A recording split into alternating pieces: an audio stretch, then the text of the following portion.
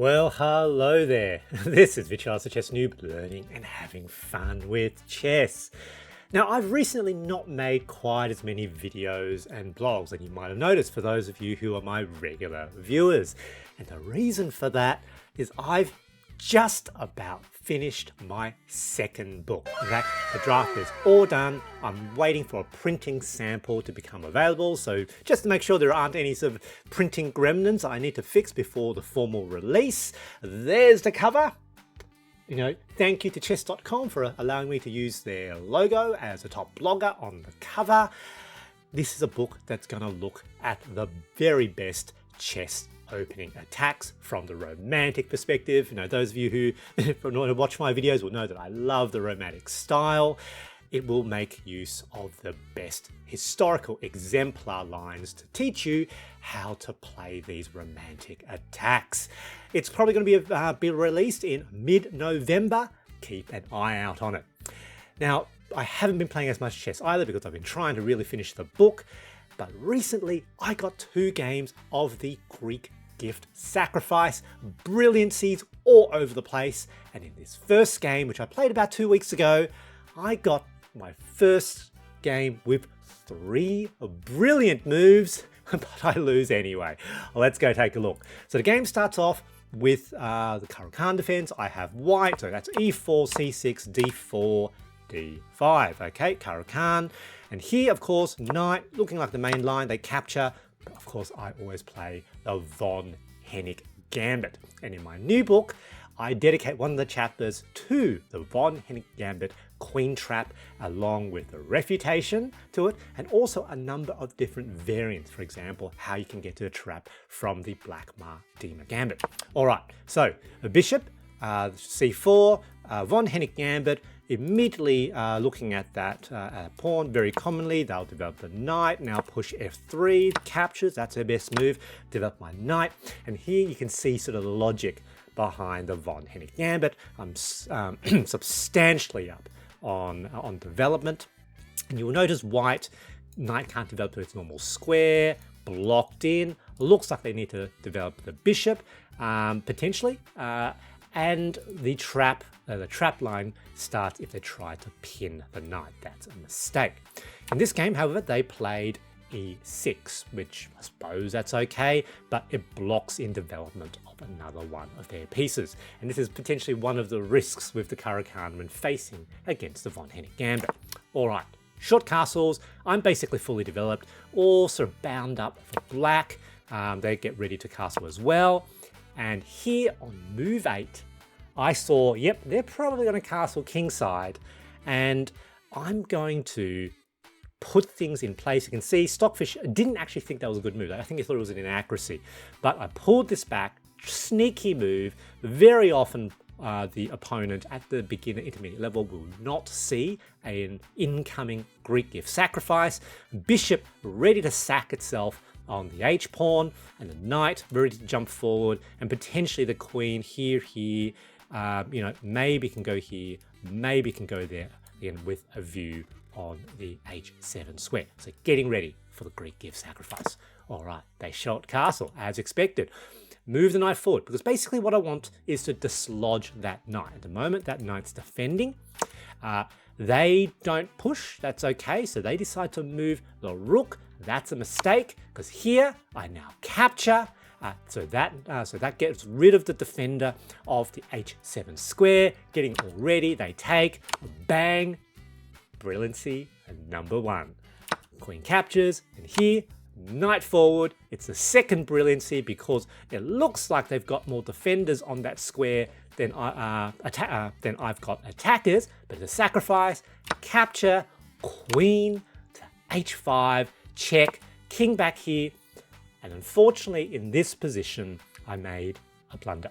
So I made a snap capture, barely thought, spent 1.3 seconds on the move, which was to capture. However, the best move was to take this way first. So I took, so that's a mistake, it's a blunder.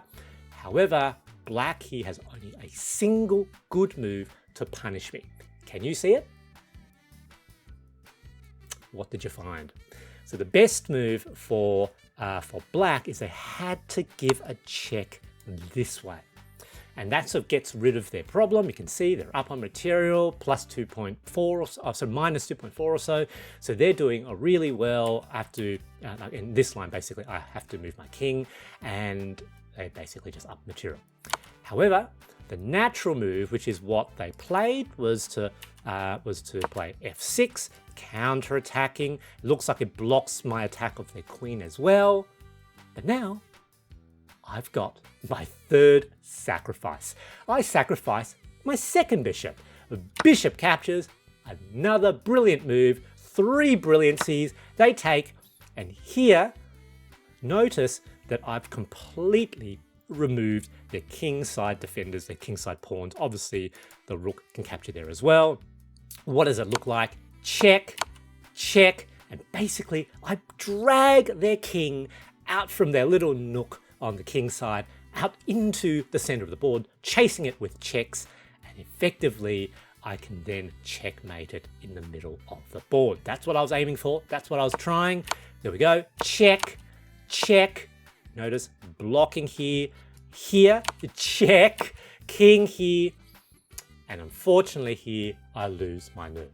In the game, I actually seriously contemplated the b pawn, so b4 with check. So clear and sacrifice. What that looks like is check, and then the open b file, semi-open b file, the rook, and here they have to run back into the center of the board, otherwise there'll be a mate with my queen. So this way, check, back onto the d file, and of course it's a fully open d file, or rook to d1, and it's a skewer of the king against the queen, win the queen. You can see there's a forced line of checkmate. It's a long, long line of checkmate, but in this position, it doesn't matter.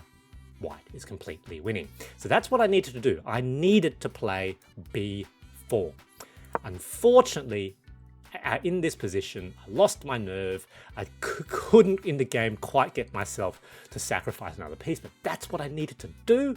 I should have kept with the romantic style, and instead I moved my queen. Queen c3, that's a blunder. It's a blunder because the king can eventually run to a6, and with that open dark square diagonal, black can block all further checks. So that's effectively what happened, and in this position, I'm dead lost. I'm just down on too much material.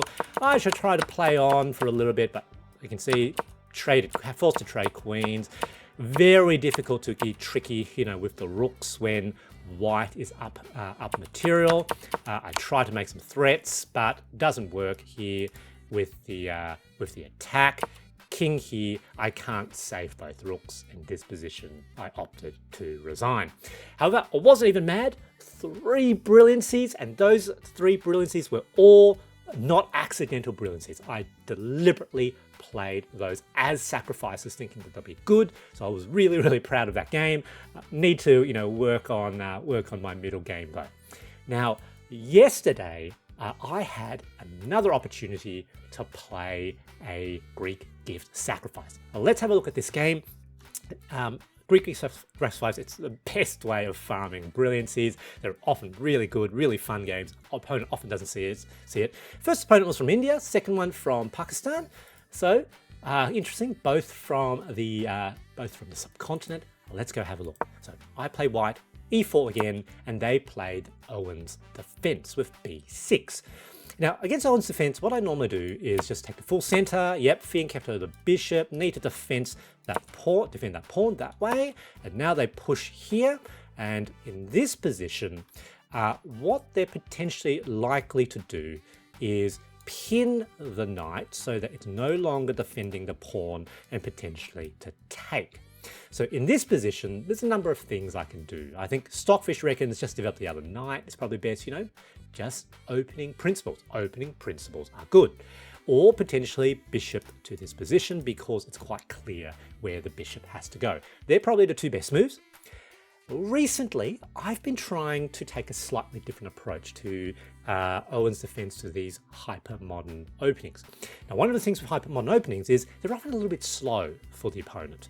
And so a way to play romantically, aggressively, is to make use of their slight slowness, try to potentially get an attack. Often it's not available because they're quite well defended, but then to take the advantage, to take the full center, to take up space. So here I have an opportunity to play the immediate F4.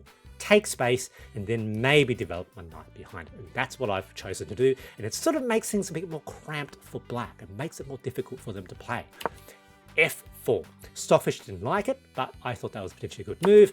There we go. Pin the knight, have to defend my e4 pawn. So bishop to d3. Now if they take, whoops, if they take here, that's fine. I'll have a massive center complex. In fact, that's what they did. So look at this massive center complex of pawns. It's basically invulnerable.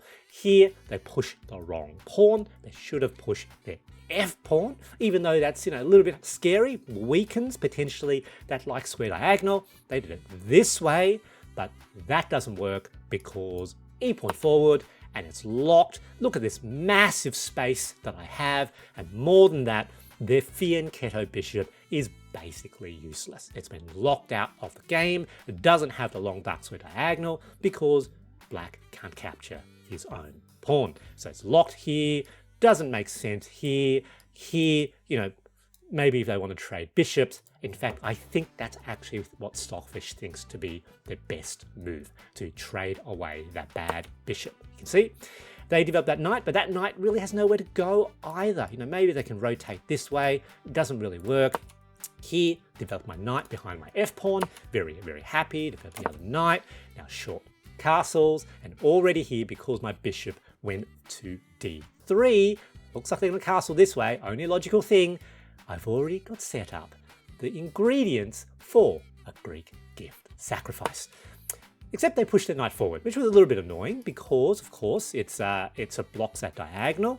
And here, I didn't really like that. So I decided to slide my queen to the side.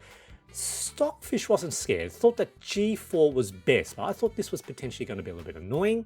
So I did it this way. Potentially, I could trade that off, and certainly kind of stops their knight from advancing. They now short castle. You can see it's a blunder. It's a blunder because they're castling into a Greek gift sacrifice. Now I play the g4, kick the knight backwards. I think the best move is here, but that's hard to see because it looks like I can attack again. They do what is sensible, which is to move their knight back. And now notice all my attacking pieces are on the king side, or their pieces are on the queen side, not contributing to the defense of their king. The bishop captures the f7 pawn. Brilliant move. A Greek gift sacrifice.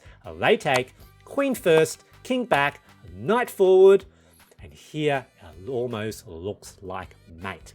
There is a forced line of checkmate, quite a long line, and black needs to play extremely accurately. They've only got one move here that stops immediate checkmate, which is they need to give the king an escape square. This doesn't work because it covers. They have to move their rook.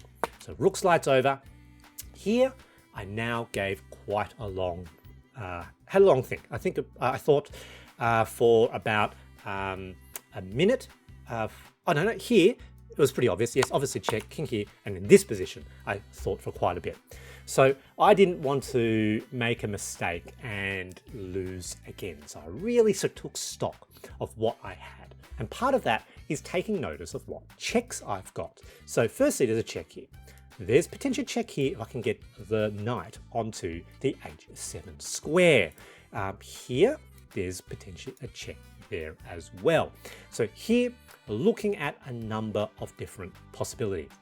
And I thought this move thought about for a minute, next move for about a minute, and eventually I saw the possibility of a very beautiful checkmate. Now there's no obvious immediate checkmate here right away, though it looks pretty bad for black, but I saw a really pretty one, and so I went for it. Firstly, queen to the back rank with check. This would be mate. They only have one single move, which is to block the check with that backwards knight move. So knight to g8. And here, my bishop to a3 with check. And here, are they going to lose the queen? Are they going to lose their rook? like, you know, looks like they're otherwise just going to lose material for free. And so I thought their most likely move, which is what they did, was a backwards knight move to block the check. Looks like they're safe, but it's a blunder because their king is now smothered. Knight to h6 and some beautiful smothered mate out of the Greek gift sacrifice. Good game. GG. Greek gift sacrifice, super fun. Now with my second book about to release, just want to plug my existing book, which was released a little bit over a year ago. The Greek gift sacrifice is featured in quite a few games in this book, as well. One of the tactical motifs is described in detail. Consider buying a copy. Well, thanks. I hope you enjoyed these games. Thanks for watching.